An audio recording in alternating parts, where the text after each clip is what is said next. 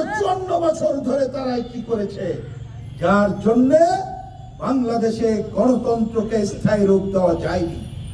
ক্ষমতায় তারা কুক্ষিগত করার জন্য কর্তৃত্ববাদী হয়ে উঠেছে, পরিবারতান্ত্রিক হয়ে উঠেছে, স্বৈরতান্ত্রিক হয়ে উঠেছে।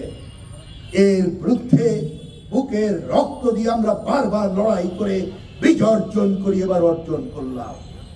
কিন্তু আজকে এখানে দাঁড়িয়ে অত্যন্ত ক্ষোভের সাথে আমাকে বলতে হচ্ছে, এবারের গণঅভ্যুত্থানের আকাঙ্ক্ষা হিসাবে গঠিত হয়েছিল গণতন্ত্র এবং বৈষম্যহীনতা। আজকে সেই গণতন্ত্র দিল্লি দুরস্তের মতো ভবের সন্ত্রাস আজ জনজীবনকে দুঃসহ করে তুলছে। প্রতিদিন ঘুম থেকে উঠে মানুষ উদ্বেগ এবং উৎকণ্ঠার মধ্যে জীবন যাপন করছে। নির্বাচন কমিশন তারা বোধহয় ভূতের পিঠে চড়েছে। গ্রামের কথা আছে না ভাই, ভূতের পা কোন দিকে যায়, সামনে যায় না পেছনে যায়? পেছনে যায়। ওনারা পেছনে হাঁটা শুরু করেছেন।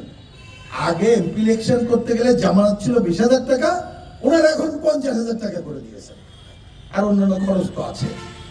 আগে একটা নিয়ম ছিল যে একটা এলাকায় কত ভোটার কত টাকা খরচ করতে পারবে, গতকাল ওই টাকাও বাড়িয়ে দিয়েছে। তাহলে এই নির্বাচন কমিশনকে ভূতের পিঠে চড়া বলতে পারি না আমরা ভাই? তার মানে নির্বাচনে জামানতের টাকা বৃদ্ধি এবং খরচের বৃদ্ধির মধ্য দিয়ে এইটা নির্বাচনকে বড় লোকের টাকার খেলায় পরিণত করার চক্রান্ত চলছে।